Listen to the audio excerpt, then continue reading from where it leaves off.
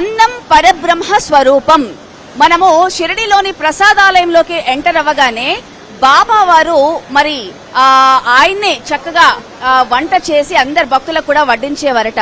ఆయన గరిటెతో కాకుండా తన చెయ్యితోనే అన్నము ఉడుకుతున్న అన్నంలో చెయ్యి పట్టి అన్నాన్ని కలిపేవారట. ఆయన చెయ్యి పట్టి కలిపితే ఇంకేముంది, ఆ అన్నం పరబ్రహ్మ స్వరూపమే అయిపోయింది. అందుకే ఎంతో మంది భక్తులు కూడా బాబా వారి దగ్గరకు వచ్చి ఈ ప్రసాదాలయంలో తప్పకుండా తింటారు. ఇక్కడ మనం చూస్తున్నాము ఈ ప్రసాదాలయంలో ఈ రోజు దాదాపుగా 4 లక్షల మంది తింటున్నారట. కానీ హాల్లో మాత్రం 4000 మందికి పడతారట. అంటే ఈ టైం ప్రకారం విడతల వారీగా భోజనాలు ఉంటాయి. ఇక్కడ మనం చూసాం, ఇందాక మనం చెప్పుకుంటున్నట్టు పాలకూర దాల్. ఈ రోజు గురు పౌర్ణిమ సందర్భంగా అన్నము, చపాతీలు, పాలకూర దాల్, సోరకాయ కూర, అలాగే క్యాబేజ్ కూర, ఒక పప్పు, అలాగే బాబా వారికి నైవేద్యంగా ఇష్టం కాబట్టి ఆయనకు స్వీట్స్ అంటే చాలా ఇష్టమట. ఆయనకి గులాబ్ జామ్ కూడా ఈ రోజు నైవేద్యంగా చేసి బాబా వారికి ఇష్టమని గురు పౌర్ణమి రోజు సందర్భంగా భక్తులందరికీ కూడా ఈ స్వీట్ ని కూడా చేయడం జరిగింది.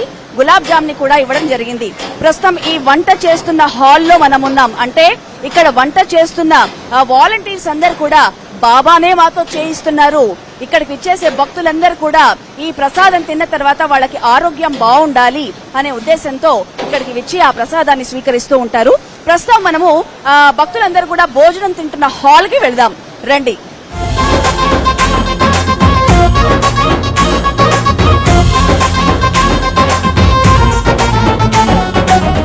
అయితే ఇక్కడ స్పెషాలిటీ ఏంటంటే ఈ ప్రసాదాలయంలో మనకు గ్యాస్ లేకుండా సోలార్ ఎనర్జీతో, అంటే సౌర ఎనర్జీతో ఇక్కడ వంటలన్నీ జరుగుతాయి.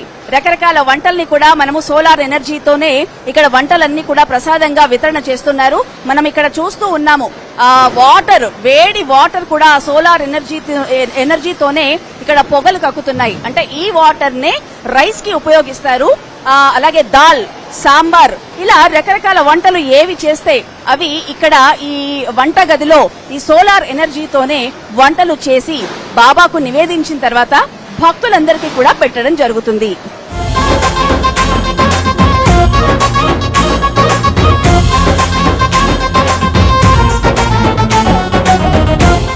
నీవు లేక నాదలం బ్రతుకంతాయోమయం,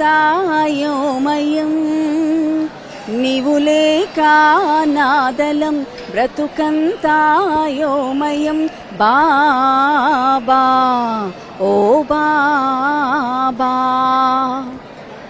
ఇక్కడ చిన్న పెద్ద ఎవ్వరూ తేడా లేదు, తారతమ్యం ఏమీ లేకుండా, అలాగే ధనిక పేద ఏది తేడా లేకుండా నీవు లేక అనాథలం బతుకంతా అయోమయం బాబా అంటూ ఎంతో మంది భక్తులు కూడా ఆ బాధతో బాబా నువ్వే మాకు దిక్కు అంటూ శరణుజొచ్చి ఓం సాయిరాం జై బాబా అంటూ ఇక్కడికి విచ్చేస్తూ ఉంటారు.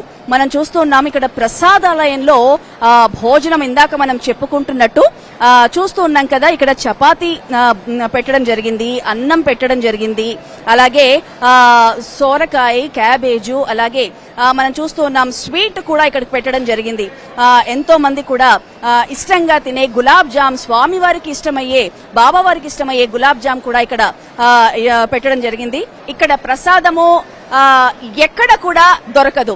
ఇంత టేస్టీగా, ఇంత దొరికే, అంటే అన్నం పరబ్రహ్మ స్వరూపం కాబట్టి అందరికీ కూడా ఆ అన్నాన్ని స్వీకరిస్తున్నప్పుడు కడుపు నిండా తిన్నాము, ఇక్కడ పెట్టే ప్రసాదాన్ని ఎంతో ఆనందంగా స్వీకరిస్తున్నాము అని చెప్పడం జరుగుతుంది.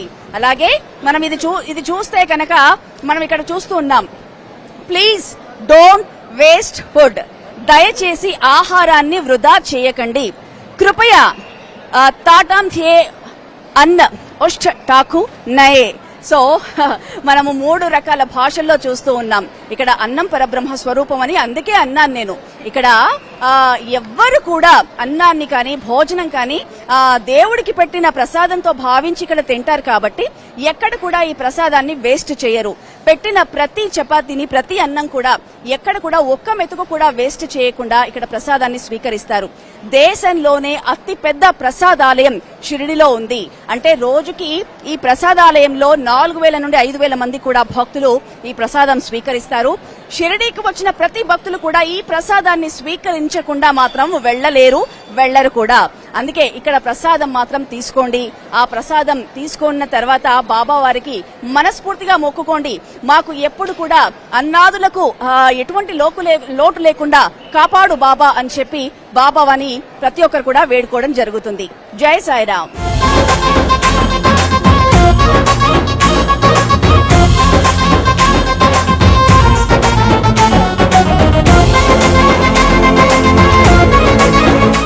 ఇంట్లో మనందరం కూడా 2 కూరలు చేసుకుంటేనే ఎంతో అలసిపోయిన భావన కనిపిస్తుంది. అబ్బా, ఈ ప్రసాదాలయం చూస్తే అసలు బాబా అందరిలో ఉండి బాబానే స్వయంగా అందరికి వడ్డిస్తున్నాడా, అందరికి వంట చేస్తున్నాడా అనే విధంగా చూస్తూ ఉన్నాము. ఇక్కడ ప్రసాదం చూస్తూ ఉన్నాం కదా, ఇక్కడ స్వామి వారికి ఇష్టమైన గులాబ్ జామ్ చూస్తూ ఉన్నాము. మరి ఈ రోజు బాబా వారి గురు పౌర్ణమి సందర్భంగా బాబాకి ఎంతో ఇష్టమైన గులాబ్ జామ్ కూడా ఇక్కడ భక్తులందరికీ కూడా ఇవ్వడం జరుగుతుంది. మనము బాబా సచ్చరిత్ర చూస్తే కనుక ఒక భక్తురాలితో ఆయన గులాబ్ జామ్ చేయించుకొని కూడా తినడం జరిగింది. కాబట్టి ఆయనకి గురు పౌర్ణమి ఇష్టము, గురువుని పూజించే రోజు కాబట్టి సమర్థ సద్గురు సాయినాథ్ మహారాజ్ కి జై. ఈ గురు పౌర్ణమి రోజు ఈ భారతదేశంలోనే అతిపెద్ద ప్రసాదాలయంలో మనం ఉన్నాము. వేల మంది ఇక్కడ భోజనాలు చేస్తున్నారు, ప్రసాదంగా స్వీకరిస్తున్నారు. ఇంట్లో వంట కన్నా కూడా ఇక్కడ ప్రసాదం చాలా బాగుంది. కాళ్ల నొప్పులు కానీ ఒంట్లో ఎలాంటి అనారోగ్య సమస్యలు ఉన్నా కూడా ఈ ఒక్క ప్రసాదం తింటే చాలు ఒంట్లో అంతా కూడా నయమైపోతుంది అని భక్తులు చెప్తున్న ఆ భావన మనం విన్నాము. అందుకే షిరిడీ వచ్చిన ప్రతి భక్తుడు పర్వదినాలనే కాదు, ఎప్పుడు షిరిడీ వచ్చినా కానీ ఈ ప్రసాదాలయంలో మీరు ఆ ప్రసాదాన్ని స్వీకరించండి, ఆరోగ్యంగా ఉండండి. జై సమర్థ సద్గురు సాయినాథ్.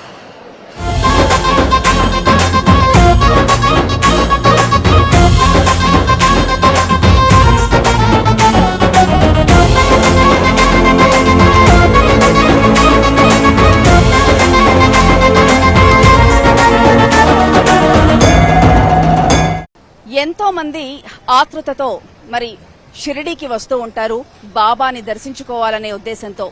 బాబా దర్శనం తర్వాత ఆ అనుభూతి ఒక్కొక్కరి ముఖాల్లో చూస్తే ఎంతో హ్యాపీనెస్ కనిపిస్తోంది.